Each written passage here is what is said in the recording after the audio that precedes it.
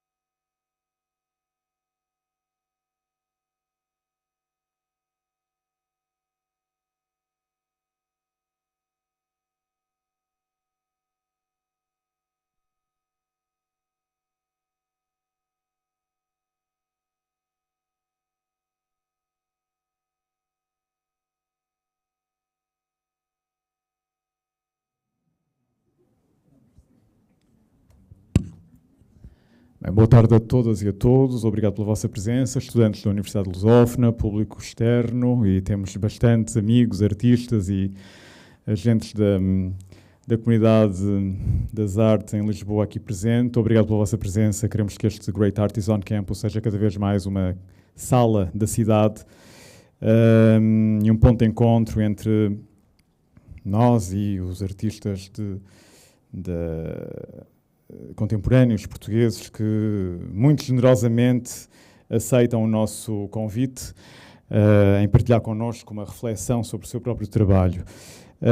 Vasco Araújo é o convidado de hoje, artista que para o meio artístico dispensa apresentações, mas eu vou ler uma pequena nota biográfica pensando sobretudo nos estudantes.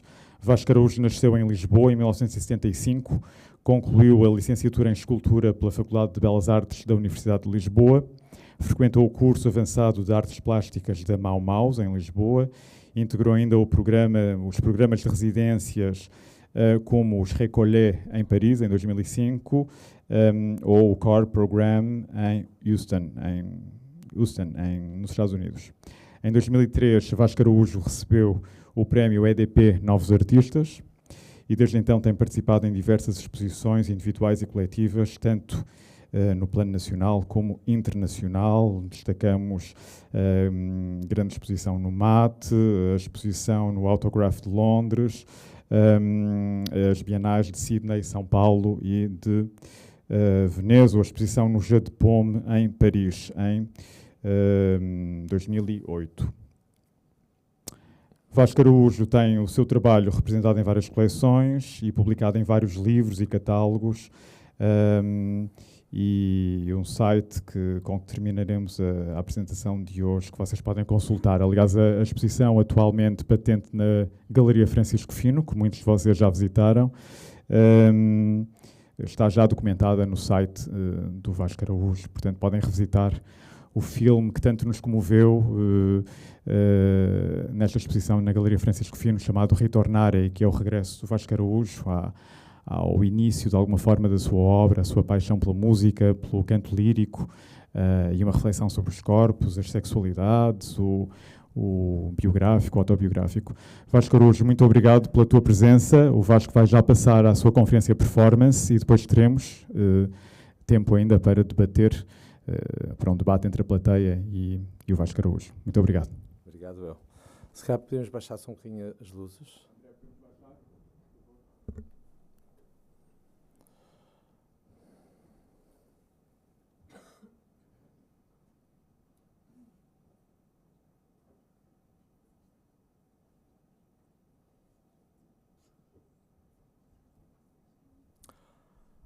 Do you know your role?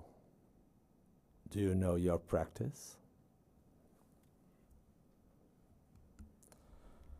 Là ci darem la mano, là mi dirai di sì, vedi non è lontano, partiam ben mio da qui, vorrei e non vorrei, mi trema un poco il cuor, felice versarei, ma può vogliarmi ancor, ma può vogliarmi ancor. Duettino, 2001. Não lhe posso dar muito tempo, porque, como deve calcular, a minha vida é um desenrolar de acontecimentos sem intervalos pelo meio. E ainda por cima, a empregada não veio hoje. Tenho pouco tempo, como deve calcular, e ainda por cima, as almofadas todas que tenho aqui ainda para abordar. O que me vale é que o tempo para mim não é um problema. Recupero facilmente. Basta-me ir ao médico, pois ele garante-me sempre que estou ótima. Está cada vez mais nova, diz-me ele invariavelmente. Não percebo, está cada vez mais nova. Diz-me ele todas as semanas. Desta maneira, qualquer dia nasce, não acha? Lá Estupenda, 2001. Do you know yourself? Do you accept yourself?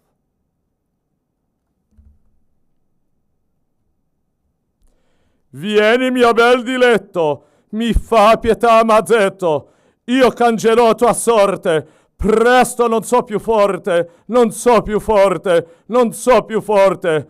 Andiam, andiam, andiam, andiam, mio bene, andiam, a ristorar le pene d'un innocente amor. Andiam, andiam, Andiamo, mio bene, andiamo a ristaurar le pene do inocente amor. Duetino, 2001.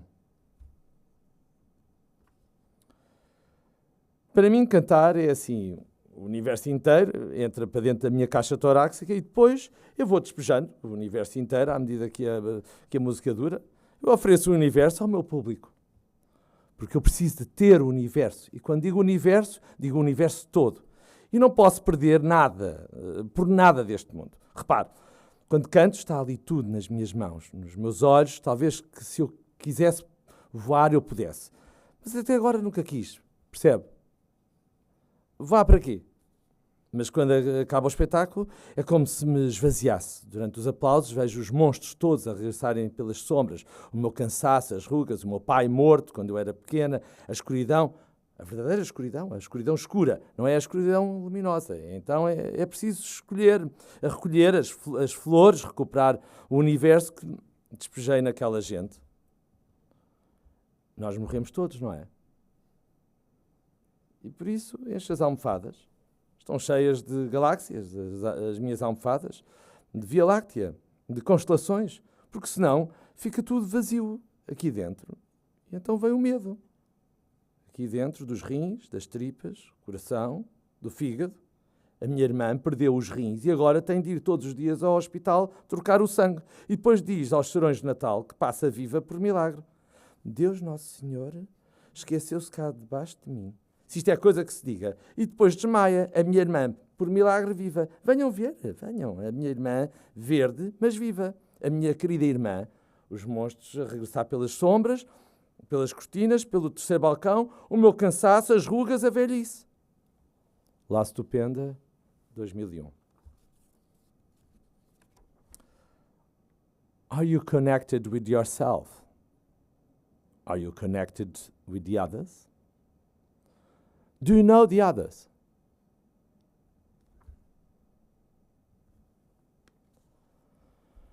Che farò senza Euridice?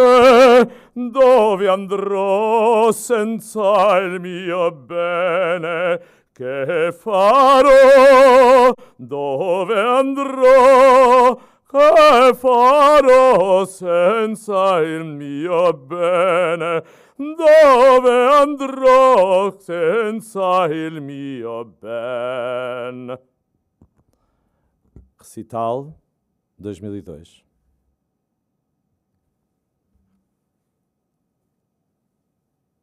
Come and talk to me. Dilema 2004.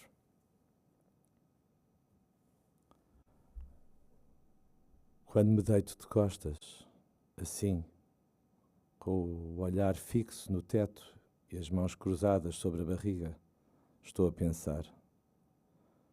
Quando estou de pé encostado à janela, com as mãos a agarrar a cortina, estou a chorar. Quando me sento, é sob a perplexidade de não saber quem sou, de onde vim, para onde vou. Nasci calculada com base em coisas que não sei e que não escolhi. E dessas coisas, as únicas que verdadeiramente senti foram uma incontrolável vontade de cantar e uma enorme curiosidade pelo meu corpo a crescer. Como uma e outra me foram proibidas, calaram-me a voz, taparam-me as pernas. Cedo aprendi a viver no silêncio, a minha vontade, e o silêncio não se agarra com as mãos. Por isso a falta de harmonia entre mim e a vida, por isso a vontade, por isso a total incongruência com tudo o que não fosse cantar, por isso aquele permanente desânimo de pernas frouxas, a começar pelas pernas frouxas. Sinto tudo isto como um enorme desgosto acabado de chegar, que não é de vida nem é de morte, é do erro de cálculo com que me calcularam. E é por tudo isto que penso que é uma inutilidade falar de mim. Só falo de mim para mim. E o que digo circula entre o segredo de um queixume, num suspiro ou numa lágrima, e o silêncio em que guardo as memórias que para não sofrer. Conforme já contei, além da voz, que não me deixaram usar e das pernas que me proibiram de mostrar, a vida não me deu muito mais oportunidades de viver as verdades com que nasci. Sabine Brunilde, 2003. Are you allowed to talk? Are you allowed to think?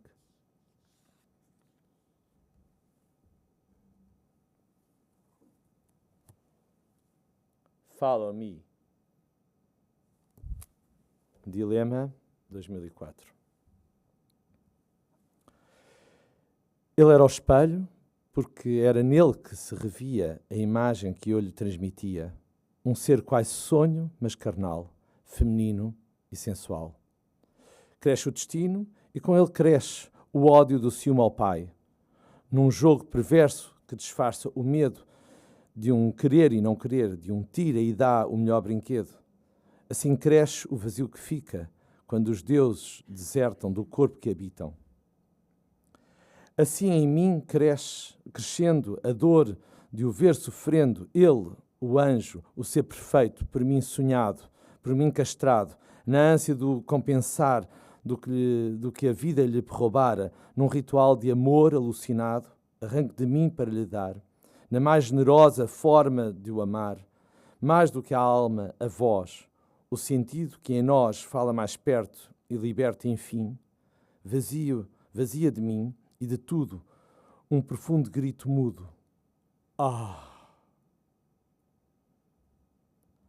Choram os silêncios, depõe-se o sonho que gira em torno do destino e o filho, vestido com o espanto do que vê acontecer, olhando a mãe vazia e muda, desenrolando uma dor profunda vinda dos limites do seu ser, irrompe, não num grito, mas num canto, com a mais bela voz de mulher, perpetuando em si a mãe, num eco que ecoa para além do além. Fardedona, 2005. Who are you? Do you know yourself? Do you know your interior? Hoje, às 7 da manhã, quando saía da discoteca, depois de ter feito os meus 2 shows, encontrei a Josette, que me disse: esqueceste de tirar a peruca? E eu respondi naturalmente: não, agora o uso sempre, faz parte de mim. Ela, com um ar muito espantado, disse: anda, vamos tomar um pequeno almoço. Quando nos encaminhámos para o café, reparei que ela ia olhando para mim com um ar curioso e, ao mesmo tempo, de felicidade, pois percebia que eu também estava feliz. Chegou mesmo a sorrir e a dizer: de facto, fica-te bem, tens outras. Chegámos, entretanto, ao café, onde cada um pediu o que queria, e então, de novo, a sós,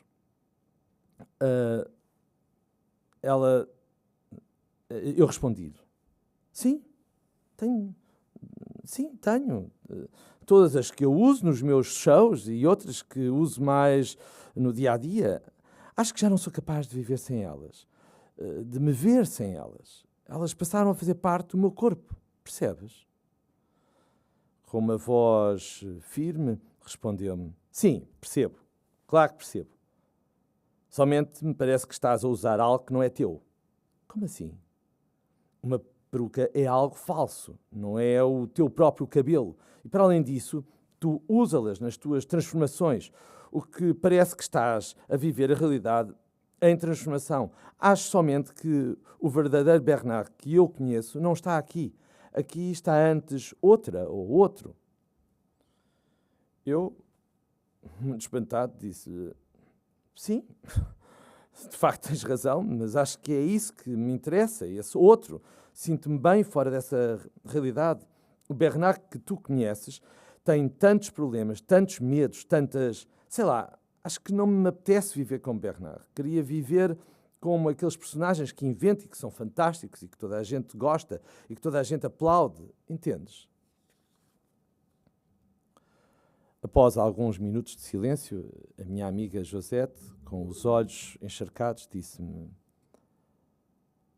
olha, meu querido amigo, para mim não importa quem é que eu tenho à frente. Somente quer dizer que te amo de qualquer forma. Pois por muitas perucas que ponhas, o que está aí dentro é sempre o mesmo. E isso não podes mudar. Naquele minuto eu percebi que ela não entendia o que lhe dissera.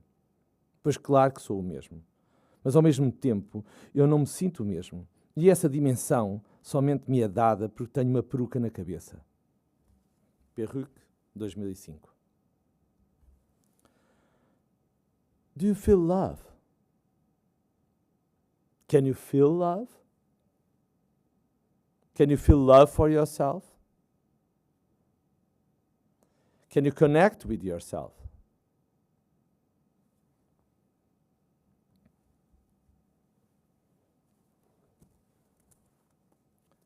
I wish to speak with you. Dilema, 2004.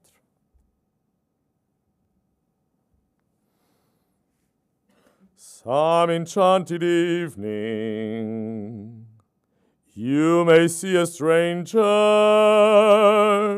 you may see a stranger across a crowded room, and somehow you know even then, that somewhere you'll see her again and again.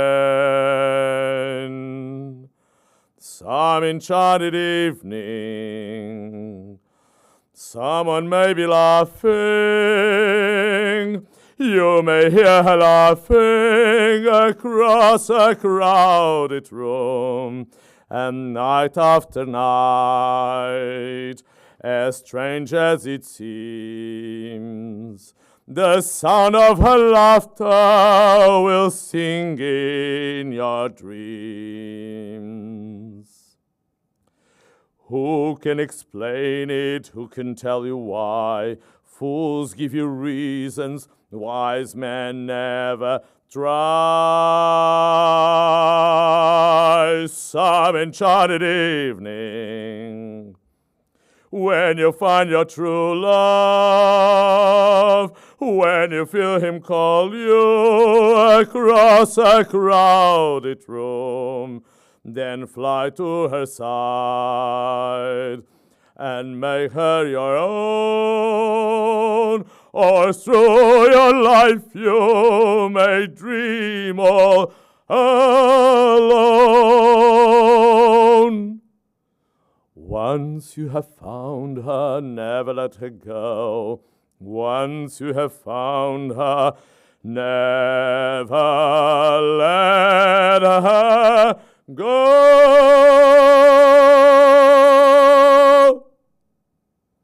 Some Enchanted Evening, 2001-2008. Are you willing to change? Are you open and receptive?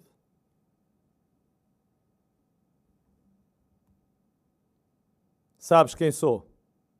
Conheces-me? Porquê é que eu havia de te conhecer? Como podes dizer isso? Como te posso conhecer se és outro ou... Bem, não sei. Sabes quem sou? Talvez. Então conheces-me. Não determinas tu a minha felicidade? Talvez. Na medida em que eu quero que sejas grande, e não é possível isto sem aquilo. Além de que estás destinada a dar vida a um corpo humano. E todos, por necessidade, nascemos e vivemos no desconhecimento. O que é a realidade? Entre o verdadeiro e o sonhado, não existe outra diferença senão que este pode às vezes ser muito mais belo e mais doce. Portanto, a vida, nunca atingindo o seu objetivo, é permanentemente imperfeita. E por isso, o viver é por natureza própria um estado violento. Talvez. Eco, 2008. Are you positive? Are you patient? Are you confident? Are you willing to help? Are you willing to be patient?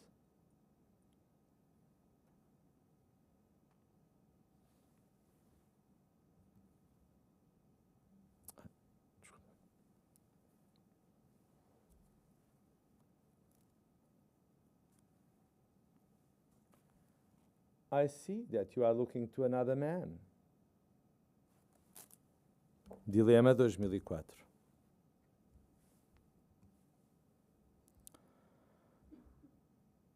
Todas as pessoas têm certas palavras que não podem ser pronunciadas na sua frente. As minhas irmãs, a minha mãe, a minha família, todos eles têm esse problema. Todos reagem sempre, irremediavelmente, com angústia a certas palavras. Por vezes penso que sou completamente diferente deles, que tenho uma outra forma de ver e ouvir. Habituei-me ao incómodo, àquilo que me angustia. Eles, porém, e como é natural, reagem a determinadas palavras-chave relacionadas com acontecimentos mais ou menos dolorosos por eles vividos.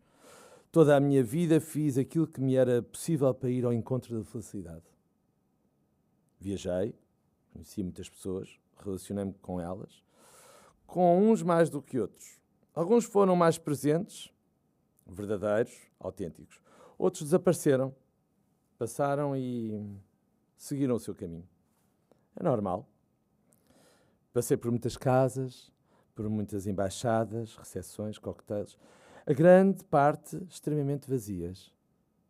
Vesti-me de muitas formas, com muitas cores, golas, luvas e sempre de chapéu. Os meus chapéus deram-me sempre a possibilidade de me esconder, ou melhor, impediram que os outros me vissem na totalidade. Eles sempre me protegeram dos outros, do outro, das ameaças, da realidade.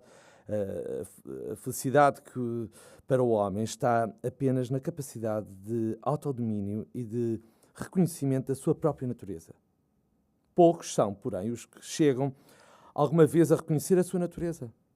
Ao deixar-se dominar pelos sentimentos, ao deixar-se arrastar, sem luta, pela tendência normal do espírito, para se afundar cada vez mais nas trevas, o homem mergulha no desespero. Onde domina a razão, não há lugar para o desespero. Quando caio nesse estado em que perco totalmente o domínio da razão, tudo em mim é desespero. Mas raramente cheguei a esse ponto. A vida é sempre esgotante, enquanto se permanece dentro dos seus limites. E o prazer está em resistir racionalmente. A maior parte das pessoas é dominada pelos sentimentos, não pela razão. E por isso, a maior parte delas mergulha no desespero e não faz uso da razão. É isto que defendo. E por isto protejo-me, estruturo-me no mundo que só a mim me diz respeito e que os outros adorariam saber. Adoravam ver-me as entranhas para saberem tudo sobre mim. Já não os deixo ver nada. Só um chapéu. Sou verdadeiramente um ser com sorte. É certo que, por vezes, penso que não. Outras vezes, parece que tudo está perdido, que nada faz sentido. A verdade é que acredito cada vez mais que A verdade é que acredito cada vez mais que sou tudo, porque, na realidade, já não sou absolutamente nada. E por esse facto, já só sinto vergonha de tudo o que é humano, de tudo o que pode ser humano, de tudo o que possa ser humano. Tudo tem de ser, para mim, fundamentalmente inacessível à percepção, o que faz com que eu consiga, desde há muito, conciliar o meu sentir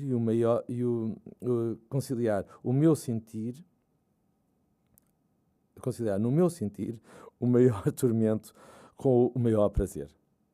Isto faz-me rir, faz-me viver, rir, chorar, rir, amar e rir. Nunca vi o meu pai rir. E a mãe dele também não. Acho que estavam demasiado preocupados em perceber o que se passava com eles e com os outros, com o que os rodeava. Também se preocupavam com o meu destino. É uma pena não terem percebido que bastava rir, viver, amar. E quando não fosse possível, inventariam uma história, a realidade. Agora que tenho a idade que eles tinham quando não se riam, o prazer está em nos podermos dominar, em nos tornarmos num dócil mecanismo comandado pelo cérebro, e isso permite-me rir sem razão. Trabalhos para Nada, Milady, 2008.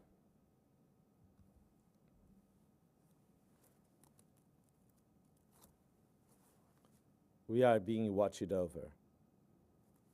Dilema, 2004.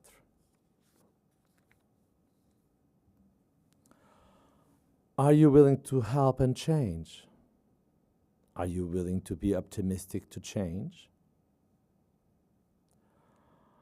Are you receptive to be positive?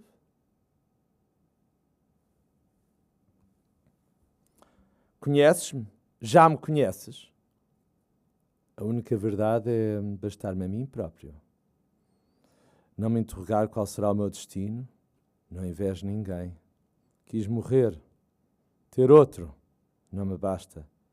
Se não puder ser quem sou, prefiro não ser nada. Não me conheces mesmo ou não te conheces? Ah, não te conheces, pois. Procura-se uma coisa e acha-se outra bem diferente. Isso também é o destino. Mas falar ajuda-me a reencontrar-me a mim mesmo ou a reencontrar o caminho? Gostei da vida que fiz. Mendigar ou reinar, o que importa? Vivemos uns com os outros e no fim somos... Já não sei quem sou. Qualquer coisa. O que interessa é caminhar. Também dizem que ao reconhecermos, encontramos-nos. Andamos toda a vida a tentar encontrar alguém, o outro, aquele que nos dá a dimensão correta, o nosso eco. Tenho cá um vazio? Talvez, talvez.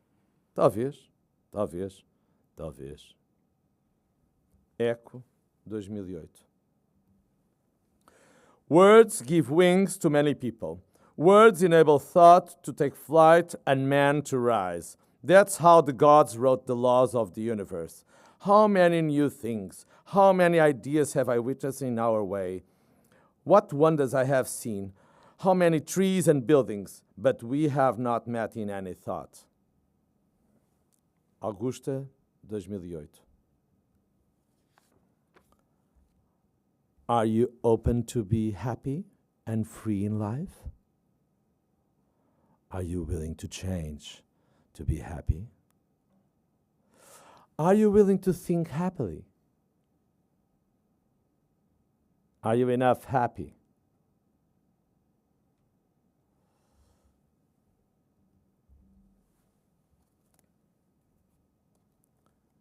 Come and talk to me. Dilema, 2004. Sou eu, a mulher, que aqui estou. Tenho-me só a mim. Defendo-te. Suporto a mudança do teu destino. Não existe o mínimo de amor. Já vi o meu destino noutro lugar, mas é aqui que ele termina e foi aqui que começou. Escapei, levei uma panada. Se a vida alguma vez passou por perto, não sei. Mas nunca tentei sequer dirigir-lhe a palavra. Já não gosto de conversa. Ali vai ela, eu, a vida. Até à vista, eu, a vida. Era isto, amigas. Era isto, companheiras. Era isto que eu há muito temia. Eis as mulheres que trazem nas mãos a sua sorte.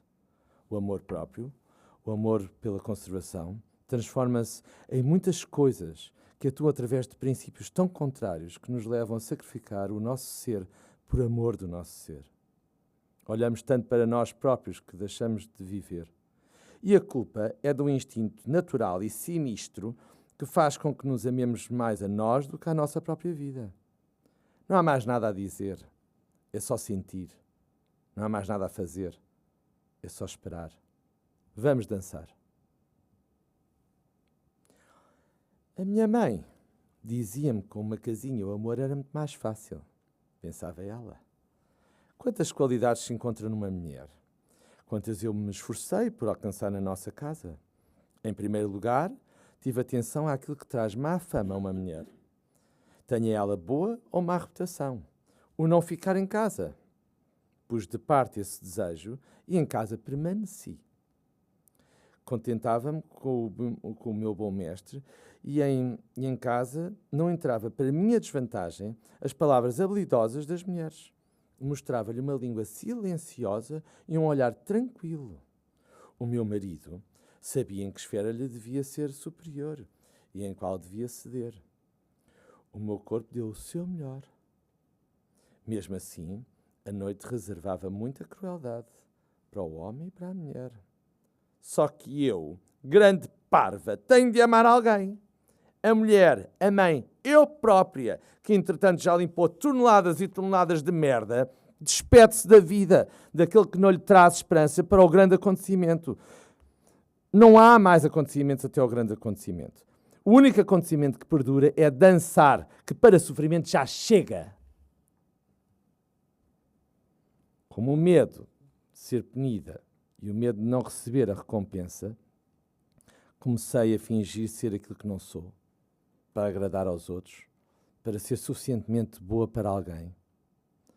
Fingimos ser o que não somos com medo de ser rejeitadas. Existir é, neste contexto, sair da penumbra de si mesmo. E como o amor é a verdadeira vida real, tenho de mudar a minha vida irreal de agora, para que ela se torne real e cheia de amor. Vou deixar de esperar. Vou parar de dançar. O futuro é já amanhã. E eu ainda estou à espera dele. Mulheres de Apolo, 2010. Can you see me? Can you see the others? Can you see the others outside of you? Can you see the others in relation with yourself? Can the others see you?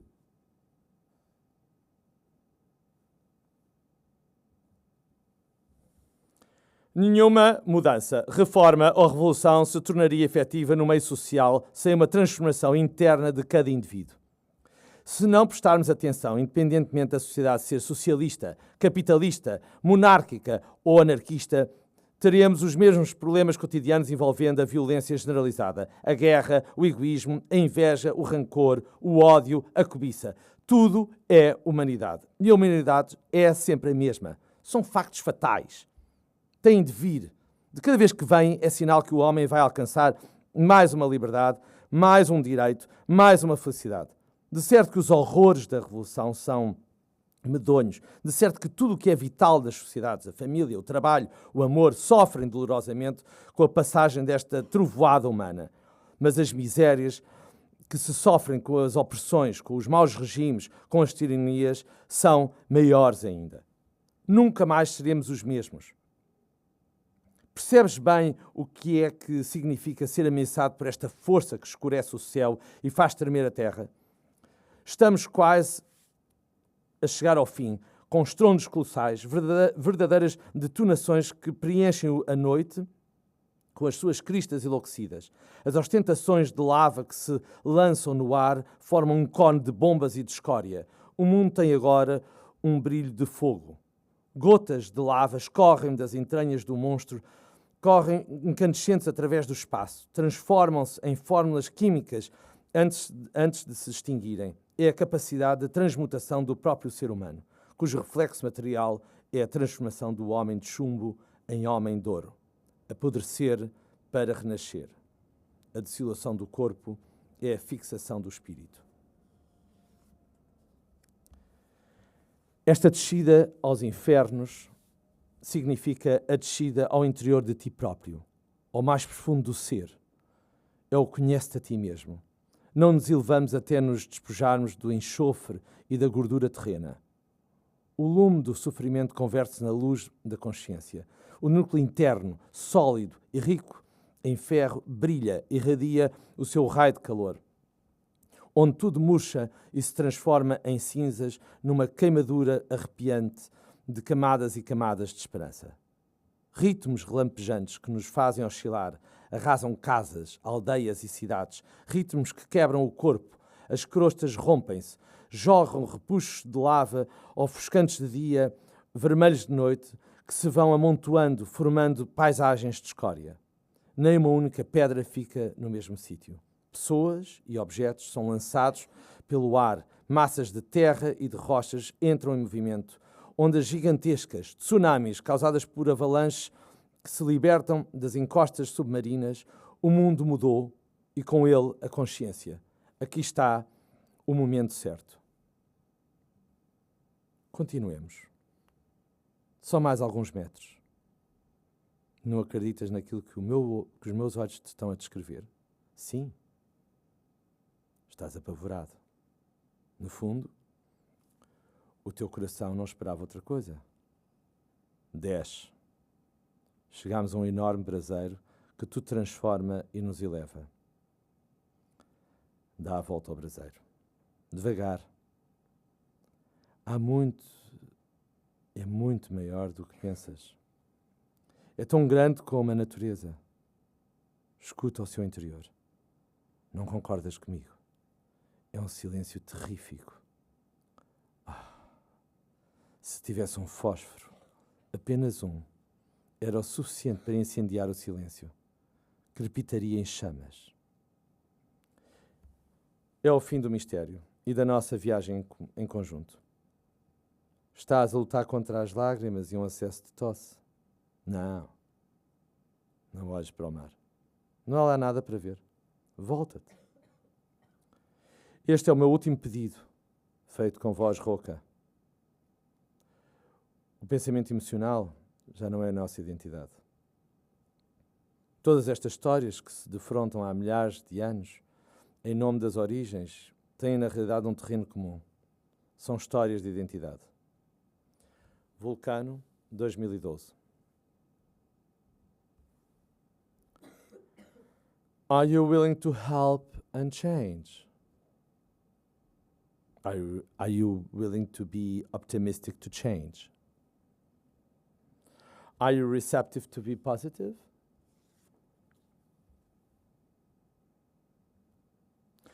Mas alguém me explica por que raio estamos aqui? Eu não pertenço aqui. Mas porquê é que eu estou aqui? O que é que eu estou aqui a fazer? O que é que estamos aqui a fazer? Quem sou eu, na realidade? Sim, quem sou eu neste local? Mas alguém sabe onde estamos? Claro. Já me lembro. Estamos numa casa feita por homens sobre outros. Enfim, os que construíram esta casa nunca deixaram de falar do homem. Jamais deixaram de proclamar que só os preocupava o homem. Agora sabemos com que sofrimentos pagou a humanidade cada uma das vitórias destes construtores, destes homens. Quem sou eu? Seria eu, em boa verdade, quem dizem que eu sou? Será a verdade que não sou nada a não ser isto? A minha aparência? Aquilo que se diz e que se quer de mim? Qual é o meu verdadeiro estado civil e histórico? Não. Foste assimilada. Por seres de outro mundo. És um objeto curioso e não tens escolha. Este mundo é magnânime e dita o nosso destino. Para nos respeitarem minimamente, temos de nos identificar com o mundo, com o seu mundo, assumindo a sua música, a sua religião, os seus costumes, a sua cultura. Sim, vê-nos como uma figura ou mesmo como um objeto inventado e fixado pelo seu olhar, pelos seus gestos e atitudes, tendo ainda sido tecidos enquanto tal, através de 1000 pormenores, anedotas, relatos, enquanto eles se fixaram e naturalizaram como um conceito universal e único a respeitar. Parque temático, 2016. Do you have a voice? Where is your voice? Can you talk?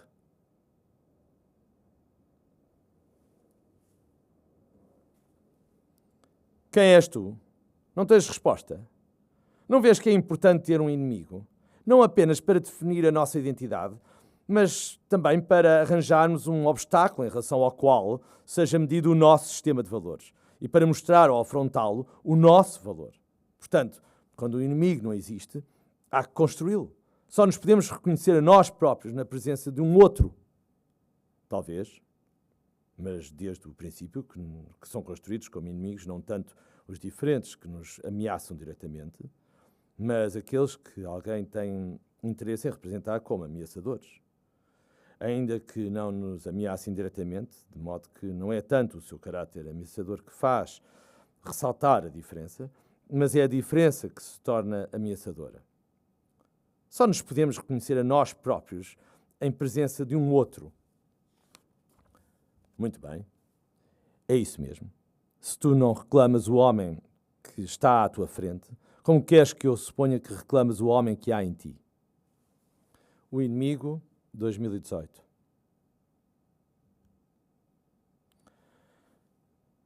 Can you talk to everybody? Can the others hear you? Can everybody hear you? Can you make yourself being heard?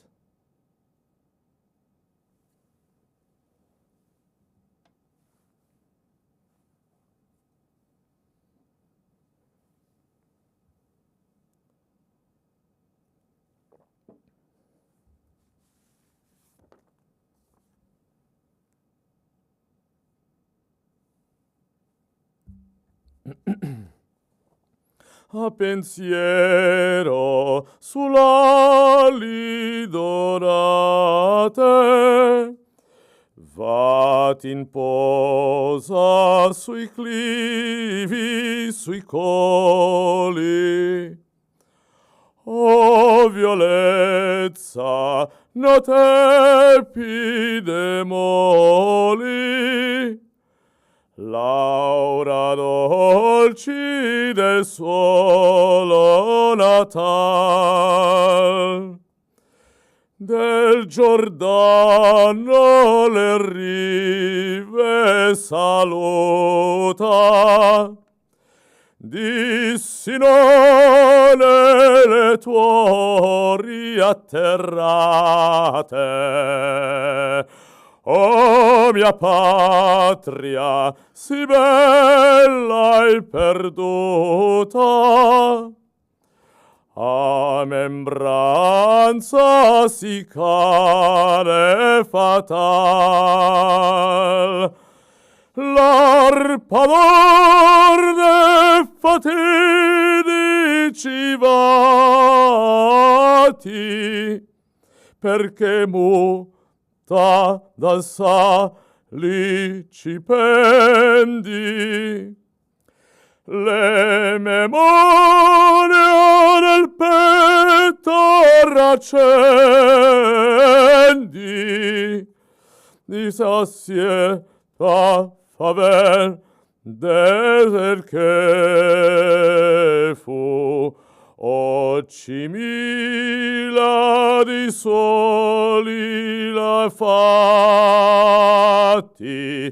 traghi in suono di crudo lamento. O te spiri, Signore, un concento, che in fondo al patire virtù, che in fondo al patire virtù, che in fondo al patire virtù, al patire virtù.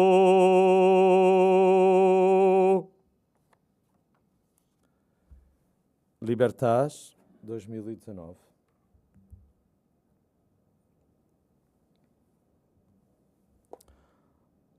Are you allowed to talk?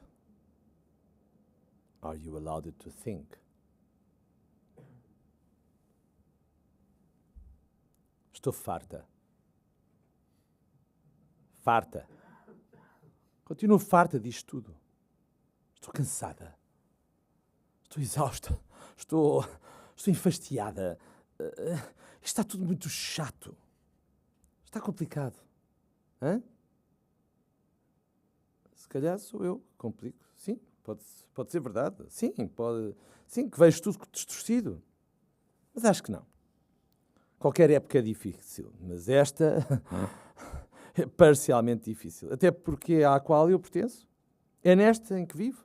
Sim, não é mais do que de qualquer outra. Também é difícil porque ainda não saímos da zona de conforto, aquela à qual estamos metidos desde o momento em que estas histórias aconteceram. Ninguém nos salva. Quanto mais cada um busca o que lhe é útil, isto é, quanto mais se esforça por conservar o seu ser, e é capaz disso, tanto mais é dotado de virtude. E, inversamente, à medida que cada um se descuida do que lhe é útil, isto é, à medida que se descuida de conservar o seu ser, torna-se verdadeiramente impotente. Mas apesar desta ser uma boa forma de viver no aqui e agora, não será útil para viver as relações e inter-relações com os outros. Portanto, o melhor que podemos fazer, enquanto não temos um conhecimento perfeito do nosso ser e do nosso ser em confronto com os outros, é conceber um princípio de perplexidade. Viver em perplexidade. Obrigando-nos a escolher sempre o caminho do conhecimento e não o da ignorância. Precisamos dos outros como espelho para o nosso conhecimento, para o conhece-te a ti mesmo. O conhecimento é trágico, mas torna-nos a todos mais humanos. Trabalhos para Nada, 2018. Don't Forget Me. Dilema, 2004. Desculpem. Repeat after me. I am free. Repeat after me. I am free. Repeat after me. I am free. Repeat after me. I am free. Repeat after me. I am free. Repeat after me. I am free. Repeat after me. I am free. Repeat after me. I am free. Repeat after me. I am free. Repeat after me, 2020.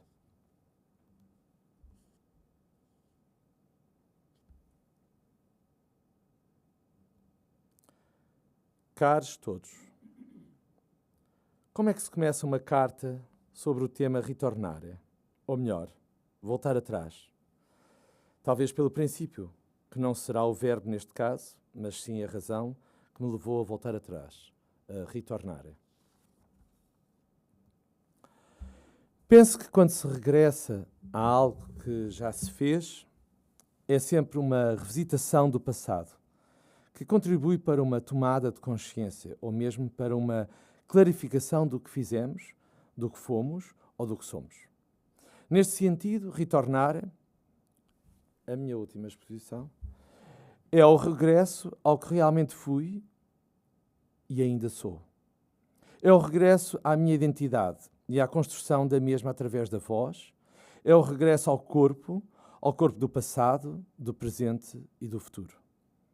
É também fingir, o que ajuda a imitar figuras do passado que podem permitir uma maior consciência da nossa existência. A imitação é também uma forma de luto pela identificação. Imitamos sempre aquilo que gostaríamos de poder explicar ou aquilo que nos serve para desejar e expandir a compreensão do ser humano e as suas dobras. Ritornar é revelar o fogo das coisas. É um trabalho sobre a revisitação motivada pela necessidade de investigação sobre o próprio self, no sentido da exploração das raízes não conscientes, não individuais, mas cuja existência se molda na pós-memória. Estes trabalhos, focados no mundo das cantoras de ópera, nos mitos do Star System, da vida íntima, nas carreiras artísticas, nas identidades não binárias, naquilo que sou, que somos, que fomos, o que gostaríamos de ter sido e que talvez já sejamos, questionam a possibilidade de nos reinventarmos a partir daquilo que já tínhamos construído ou apontado. Questionam também a possibilidade de reconstruir a nossa identidade sem restrições, levando-nos a um local de maior liberdade e aprendizagem. E no fim surge sempre a questão: quem sou eu? Podia contar muitas coisas, narrar diversas histórias sobre a minha carreira e percurso, mas isso seria talvez muito aborrecido.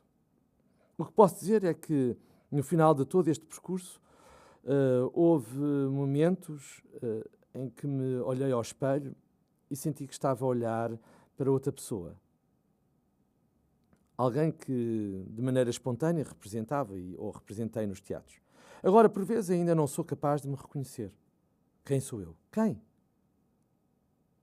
Parece-me, talvez, que o artifício, as encenações tomaram conta do nosso mundo. E já não vivemos em outra realidade, ou que essa passou a ser a realidade, ou ainda que a realidade é uma grande encenação onde atuamos. É como cantar. Vejam, esta sou eu a cantar, a interpretar e a viver em artifício, dentro da realidade que passa a ser a minha vida. E todos somos assim, não há mais nada. E no final fica a pergunta: quem somos?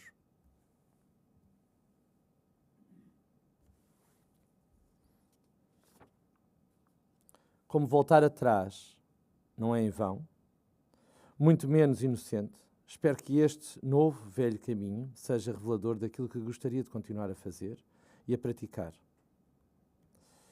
E que este seja um contributo para um processo de transformação, de mudança, para uma nova saída cada vez mais livre. Retornar para voar mais longe. Obrigado.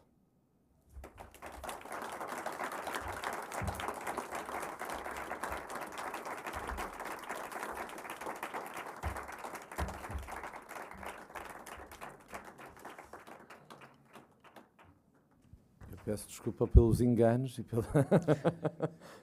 Foi maravilhoso, um grande privilégio para todos. Penso que sentimos o mesmo, todos nesta sala. Agora abrimos o debate, a conversa com a plateia. Sintam-se livres, há um microfone, passa de mão em mão, não há assistentes de sala, portanto passamos o microfone uns aos outros. Quem quer começar, quem quer quebrar o gelo, é sempre mais difícil a primeira pergunta. Pergunta, ideia, partilha.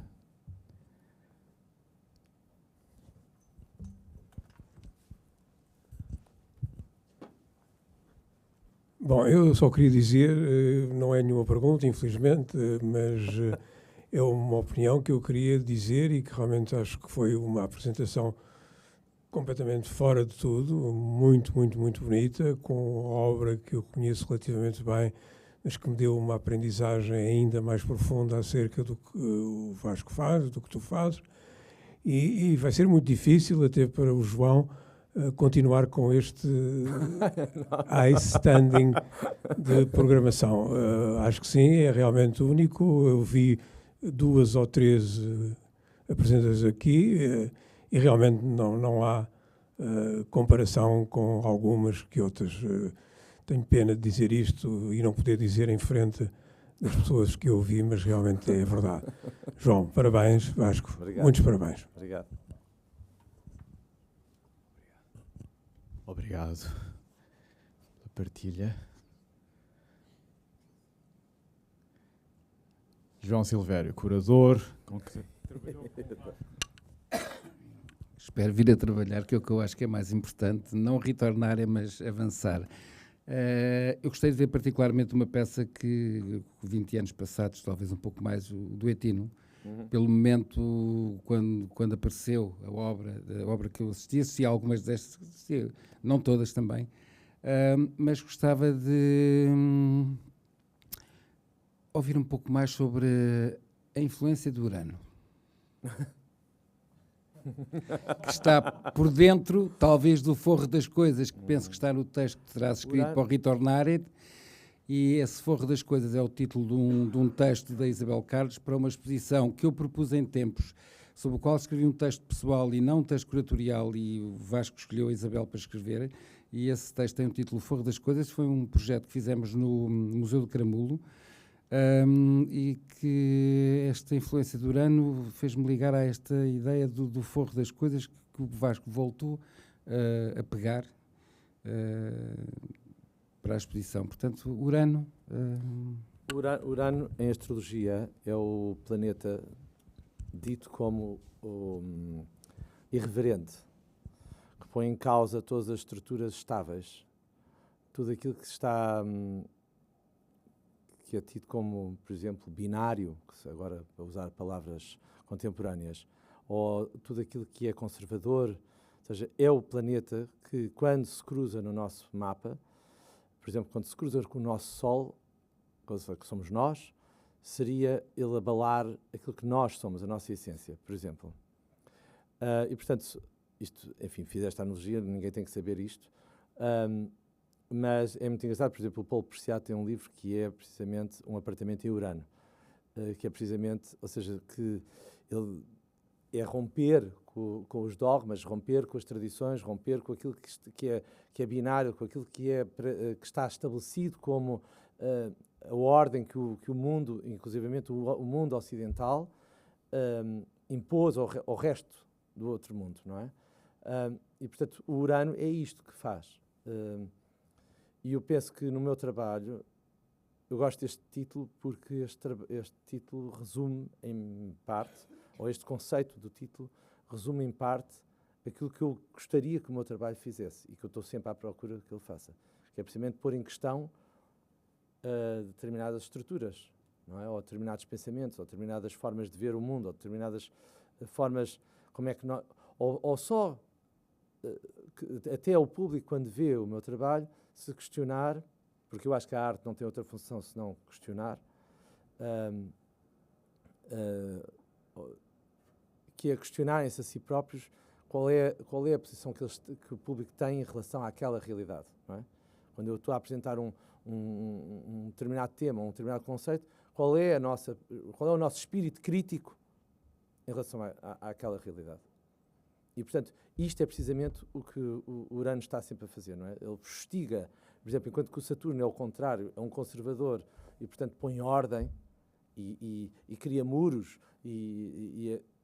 o Urano é o contrário, é o irreverente, é o que põe tudo em causa. É devastador, a maior parte das vezes. Enfim, não é tão devastador que se fosse Plutão. Plutão é pior. É isso. O princípio da incerteza, não é? Disseste tu, João Silvério. Muito bem. Existia com que eu sempre confrontei, até pessoalmente, com o trabalho do Vasco. Muitas vezes quando vimos o trabalho, quando ele estava a produzi-lo, ou a trabalhar por outras exposições, até porque somos amigos de muitos anos também, e com outros amigos, e muitas vezes, independentemente depois da questão técnica, curatorial, de uma certa desarrumação que me incomodou algumas vezes quando regressei estar a ver o trabalho. Estava a lembrar-me agora do dilema quando estavam a ser feitos não é? Quando estavam a ser feitas as molduras, as fotografias e tudo mais, essa linguagem dos legos, que era uma coisa que eu tinha visto quase como uma ilustração histórica e que de repente se confronta com uma linguagem que tem a ver com atitudes que se calhar todos nós tomamos nessa espontaneidade, inclusive da intensidade de ser o que for. E depois, do ponto de vista plástico e artístico, aparece numa representação que de repente te atira para um correlato histórico e te confronta. E isso às vezes desarruma.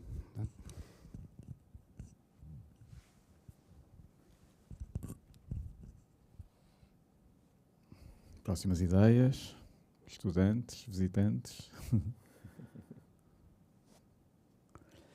Bom, eu tenho algumas que posso partilhar.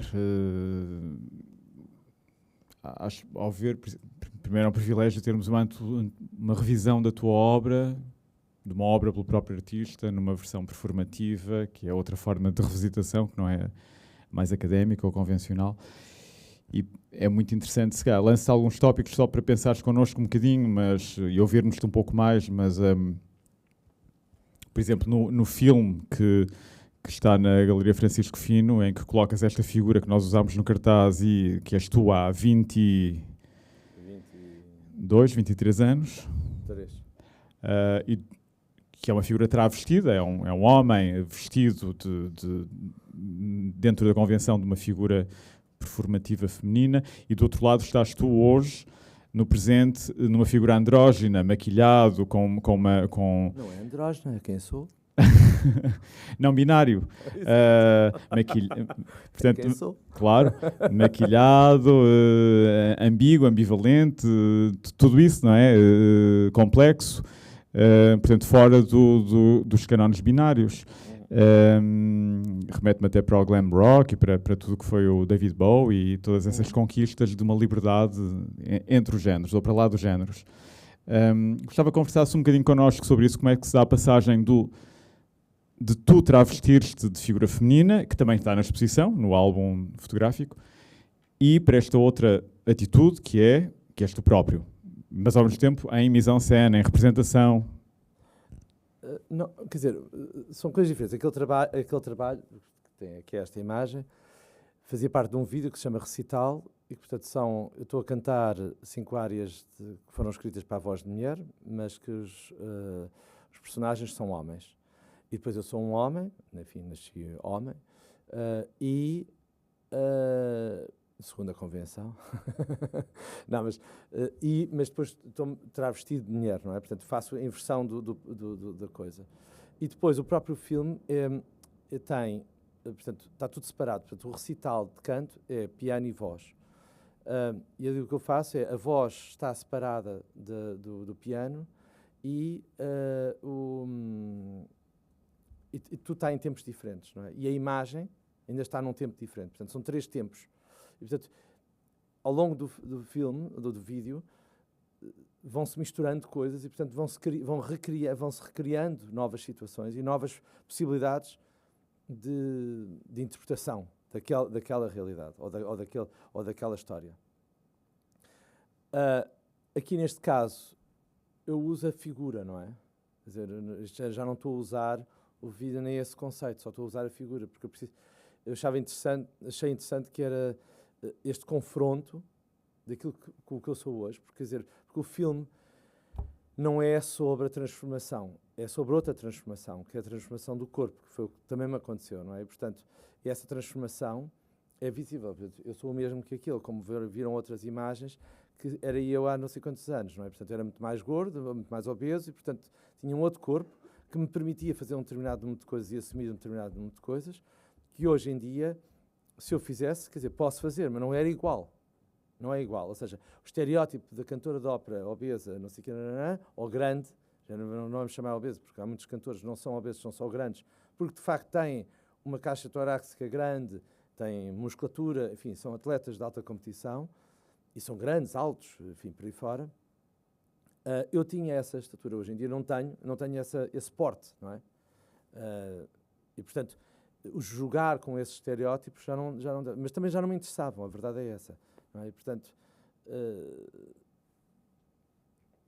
é isso, portanto, eu precisava daquela figura de lá de trás, porque na verdade, toda a exposição também tem qualquer coisa de celebratório de uma vida, não é? Ou de alguma coisa que se olha para trás e que se celebra, ou que se conta que não se contou, ou que...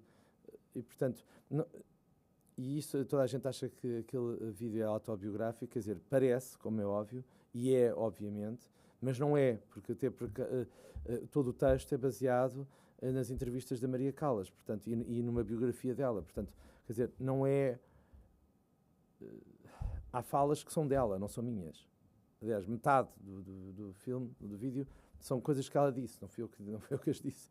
Portanto, só as adaptei a mim. Aliás, de tal maneira que digo em feminino. E não estou a dizer em feminino porque acho que sou mulher, ou sou trans, ou não. É porque estou... É como as mulheres da Pol, este que viram. Para quem não conhece o vídeo, sou eu que estou na imagem, mas sou dobrado por uma atriz, que é a Lúcia Cigalho. E, portanto... que é uma coisa que se fazia, por exemplo, que nesse caso vinha, por exemplo, das troianas, que é o deus Apolo, que para vingar as mulheres troianas traveste-se, não se traveste, enfim, incorpora-as, não é? Enfim, os deuses têm essa capacidade, nós não temos, portanto nós temos que nos vestir. E vinga-as, não é? E mata os gregos, não é? Basicamente, ou vinga-se dos gregos. E, portanto, o texto, inclusivamente, é a partir também das troianas, enfim, por aí fora. Portanto, há sempre esse lado que vem do teatro e, ao mesmo tempo, também vem da vida, que é nós podemos ser mais do que a questão pessoana, não é? Quer dizer, e a nossa identidade não é construída com uma coisa, não é? Quando as pessoas dizem, eu tenho que... Não, mas as pessoas têm que assumir. As pessoas não têm que assumir nada. Ninguém tem que assumir nada. Tem que se assumir que se matou alguém, por exemplo, isso sim, como é óbvio, mas agora, tudo o que diz respeito à humanidade, à identidade e àquilo como é que nós nos construímos, ou à construção de género, nós não temos que assumir rigorosamente nada. Isso é uma falácia que é mais um binarismo e mais uma imposição da sociedade que nos obriga a dizer eu sou isto. Não, eu sou isto, eu sou aquilo, eu sou aquilo outro. Eu vivo aqui em Portugal, sou uma coisa. Eu vou para Paris viver e sou outra. Inclusivamente, quando nós falamos em francês ou em inglês, a nossa voz muda de sítio. Não é colocada no mesmo sítio. Portanto, aí se percebe imediatamente, até fisicamente, que somos mais do que uma coisa. E, portanto, é nesse sentido que... Já não me lembro da pergunta que fizeste, mas pronto, não interessa. mas quer dizer, mas é nesse sentido, estes confrontos e estas transformações que me interessam. Nessa procura e nesse confronto, não é? E também confrontar, talvez, o público que vê, porque eu faço obras de arte, como todos os outros artistas, para os outros, não faço para mim próprio, também para as pessoas se confrontarem com o que é que são com aquilo, não é? Quer dizer, ali estão confrontados comigo, mas eu muitas vezes trabalho com outros atores que fazem a mesma coisa.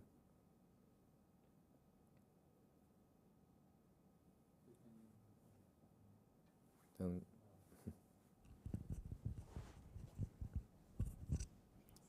ok. Passei à frente de alguém que queria falar. Olá, já agora.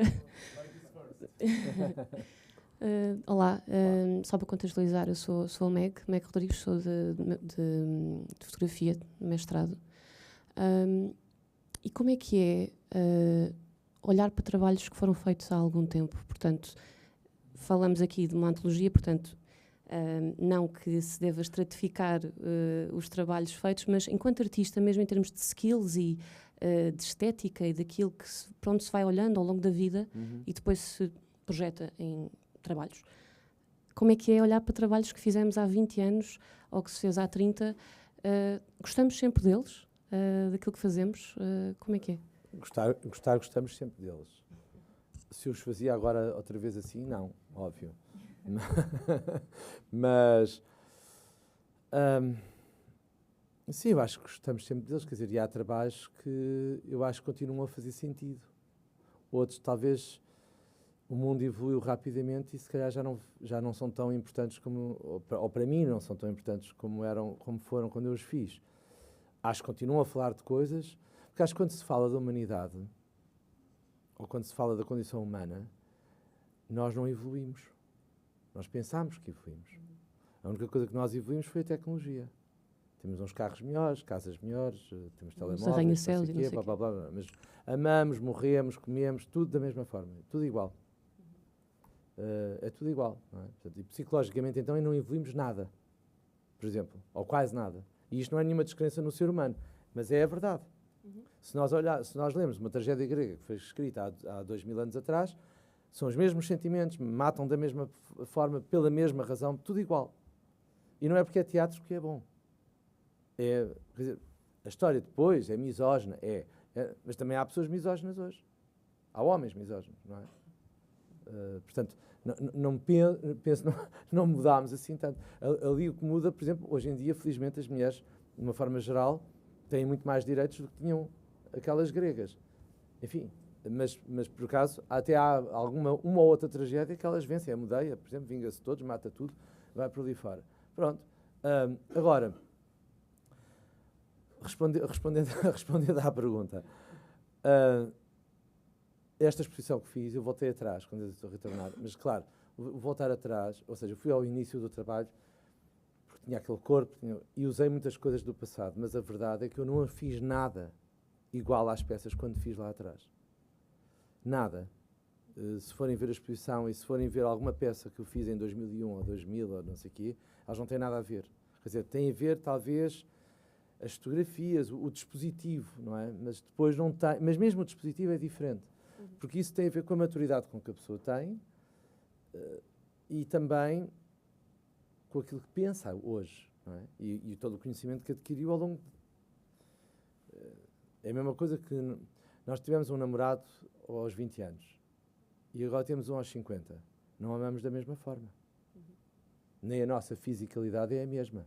Portanto, não fazemos sexo da mesma forma, enfim, por aí fora, não é? Portanto, é exatamente a mesma coisa. Mas continuamos a gostar de fazer sexo e de amar. Até igual. Obrigada. Não.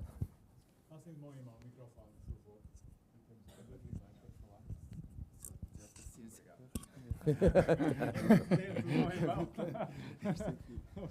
Não, muito obrigado. É ótimo ver assim este registro de lecture performance. E como falaste este questionamento do corpo, mudar o corpo na língua, ir para outro sítio e nós mudamos, o corpo muda. E no trabalho todo vê-se imensa encenação, não é? Mesmo na apresentação há uma encenação. E eu estava a pensar nesta zona, o que é que ganhas ou porque escolher, às vezes, o registro das artes visuais como um encenador que às vezes se coloca nas artes visuais e porque em alguns momentos não um palco ou outro.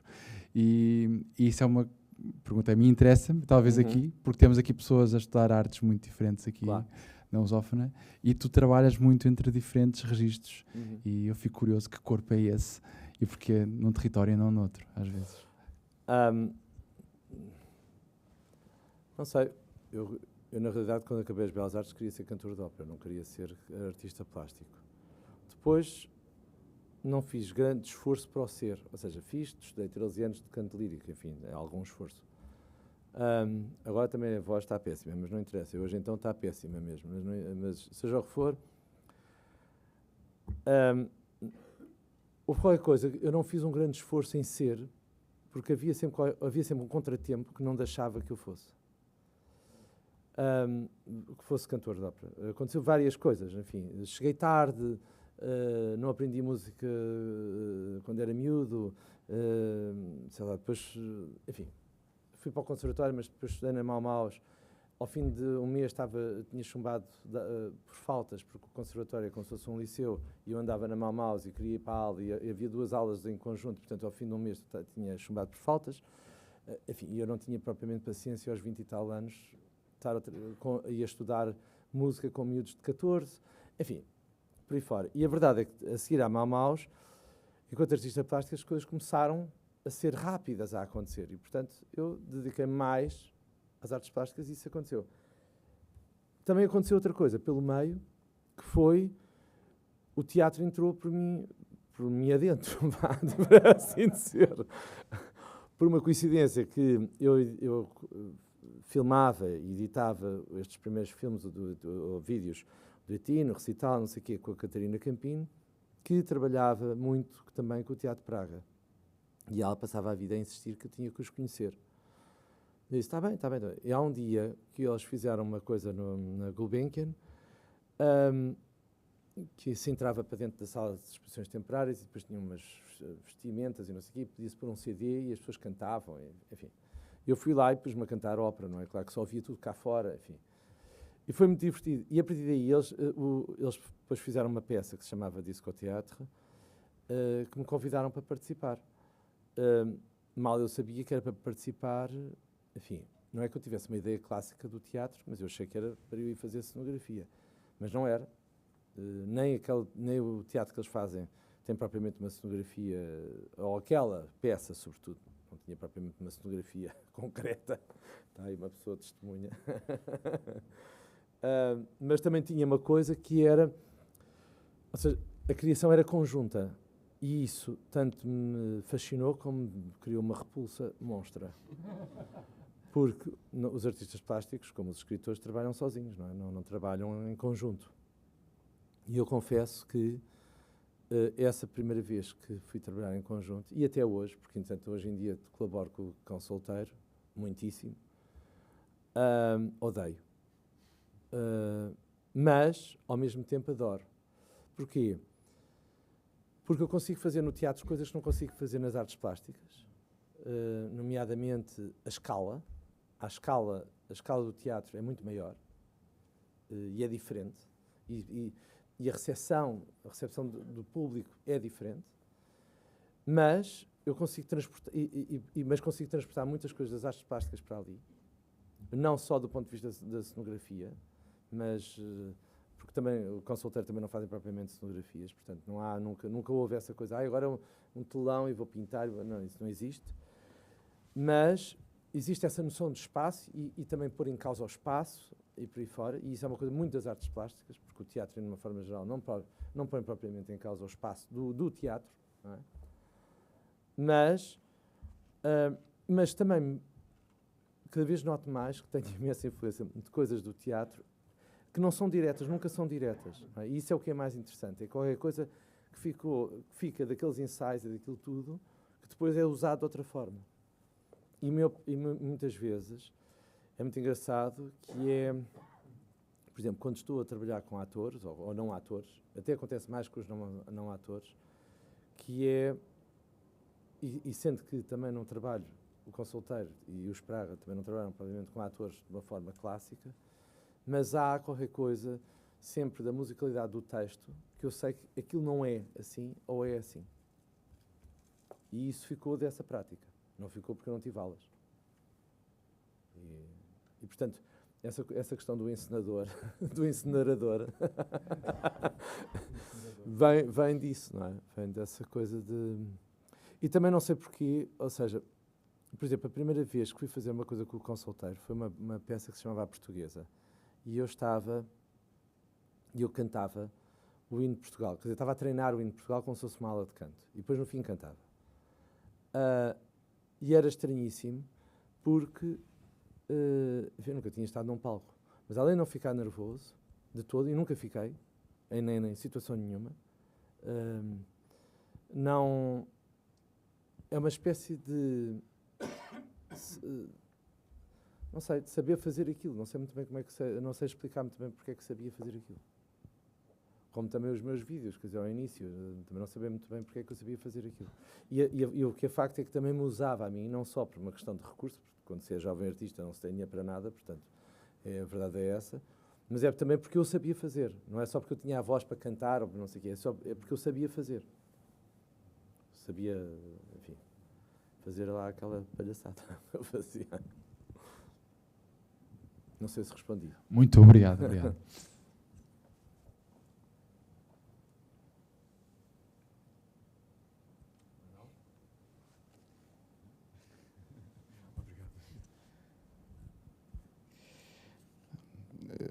Eu gostava só de te colocar outra questão que é, e foi muito visível neste arco retrospectivo, sei que estás cansado e vamos avançar para a reta final desta sessão que foi longa e exigente para ti. Sem problema nenhum. Vasco. Agora já estou descontraídíssimo. Aqui foi muito claro neste arco como o teu trabalho circula entre escalas também, de forma, de tom, em que vamos da grande eloquência, do operático, do que há de mais grandiloquente, às conversas domésticas, à reflexão introspectiva, ao cotidiano. E isso é muito visível, não é? Ao longo dos trabalhos, tu vais circulando entre essa grande forma das artes performativas, do teatro, da ópera, da grande eloquência, acho que é a palavra-chave, mesmo na exposição de Francisco Fino há essas notas de grande eloquência, e depois a intimidade, a introspeção, o doméstico, o cotidiano, a relação com o próprio corpo. Podes falar um bocadinho disso, porque eu acho que é uma das pulsações mais vibrantes do teu trabalho, é esta respiração entre duas escalas. Enfim, eu não me dou propriamente conta, mas de fazer isso, quer dizer, nem sempre é propositado, ou é, quer dizer, premeditado, queria dizer. Claro que é e não é. Ou a forma, quer dizer, é premeditado, mas depois não é, a forma como eu faço não é premeditada. Mas tenho a certeza de uma coisa, que é, nós não nos podemos, nenhum ser humano ou nenhum de nós se pode rever no exterior, e portanto nessa eloquência que estás a falar, porque a eloquência é só exterior, não é? As tragédias gregas, não sei o quê, é tudo falso, mas na verdade é sobre a intimidade, é sobre o interior. E portanto eu estou sempre a usar o artifício da encenação. ou da superencenação. Porque eu acredito que não há realidade. A realidade é uma coisa que não existe, porque a minha realidade não é igual à tua, portanto, a partir daqui, teríamos os dois discussões gigantescas sobre se aquilo era um sofá ou se era uma cadeira, não é? Portanto, começava logo por aí e acabava em coisas terríveis, não é? Guerras e por aí fora. Portanto, não há realidade. O que há é uma encenação. E é nessa encenação que nós nos entendemos. Porque alguém disse que isto era uma cadeira de teatro. A arte, sendo que é um olhar supostamente para a realidade, não é uma encenação, é uma super-encenação. E, portanto, nessa torção, não é? Que seria a arte, ou a torção da encenação, ou a torção da realidade, se quiserem, só para simplificar um bocadinho, tens ali um momento em que, para mim, é o momento-chave para o meu trabalho, que é a fronteira entre o real, a ficção e a realidade. E, portanto, isso estás a falar da intimidade, e de coisas. Elas são sempre sobre a intimidade, é sempre sobre o forro das coisas que a Isabel escreveu, mas uma, por vezes, às vezes apresento como sendo verdade, a realidade, aquilo que nós conhecemos como a nossa coisa, reconhecemos, e a outra é a fantasia. Só que nem sempre aquilo que é fantasia é verdade, e nem sempre aquilo que eu chamo de realidade é também verdade. Percebes? Por exemplo, nesta exposição há várias peças que é isso, não é? Portanto, há um texto que parece que é inventado e não são factos reais, e as imagens que parecem factos reais não são factos reais, são construídos. E eu estou sempre nesse jogo, percebes? Porquê? Quando nós vamos ver uma peça de teatro, por exemplo, ou vamos à ópera, ou melhor ainda, uma coisa ainda mais que é transversal a toda a gente, o cinema. Nós estamos a ver um filme, choramos, rimos, por aí fora, e acreditamos que aquilo é verdade. Por isso é que choramos e rimos e emocionamos, enfim, por aí fora, não é? Se calhar, se fôssemos ver a mesma cena ao vivo, não tínhamos a mesma coisa. Portanto, é precisamente nessa parte falsa que nós nos conseguimos empatizar muito mais do que quando estamos em frente. Se nós ouvimos, por exemplo, uns amigos nossos a discutir, ou uns amigos nossos a fazer sexo, não nos excitamos, a não ser que, enfim, podemos excitar, mas é conforme. Às vezes, não é? Quer dizer, não é a mesma relação. E é precisamente nessa questão de falsidade, do que é falso, não é falso, do que é construído, do que está fora do nosso, é que nós empatizamos. E, portanto, mas também é aí, nesse extremar, que nós nos revelamos. Portanto, o meu trabalho é isso, acho eu. Para terminarmos, André Gomes, artista visual também, ator, não quer partilhar ideias, de certeza que está aí a fervilhar de impressões. Quer partilhar, André? André Gomes. Imitei-te bem hoje. André, imitei-te bem hoje.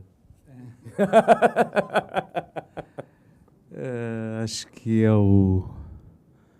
alguém que escreveu, acho que é o Max Ernst, não é? Tem finalmente vários rostos, não sei qual deles é o sujeito do outro. Tem finalmente vários rostos, não sei qual é o sujeito um do outro, não sei, é mais ou menos esta quando havia a Feira Popular, onde agora é uma coisa que se chama Centro de Arte Moderna, e portanto havia uma barraquinha com espelhos múltiplos, não é? Que a pessoa sentava-se e ficava multiplicada em espelhos, não é? Acho que essa fotografia que eu fiz nos espelhos, não é? Acho que era a própria casa que dava uma fotografia, a pessoa sentava-se, não é? Foi uma fotografia que eu usei num primeiro pronunciamento, numa primeira apresentação de uma personagem nas artes plásticas, de uma personagem minha, claro, e estava essa imagem, e ficou sempre como brasão, não é? De facto, da minha passagem no palco, não é? Neste palco e nestes artifícios, não é? Gostei muito destes bastidores, não é? Esta grande viagem a esta biblioteca de Alexandria, de bastidores, não é? Esta arrumação, esta catalogação sem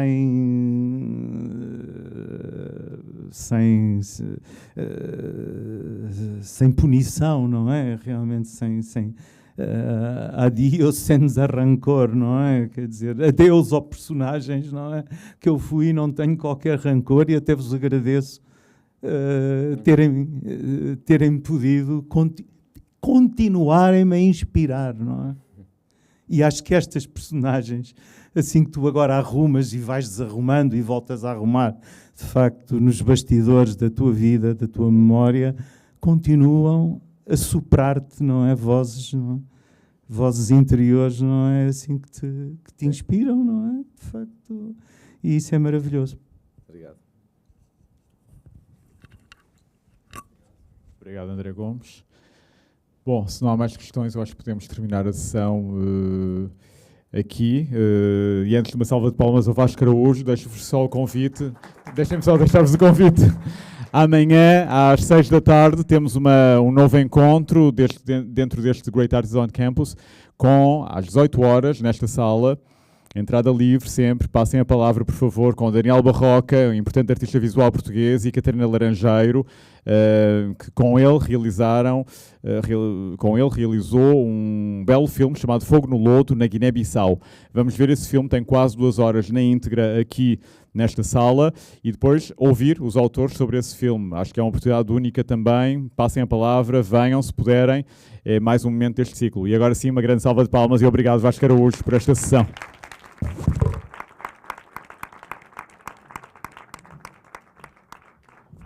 Obrigado a todos por terem vindo.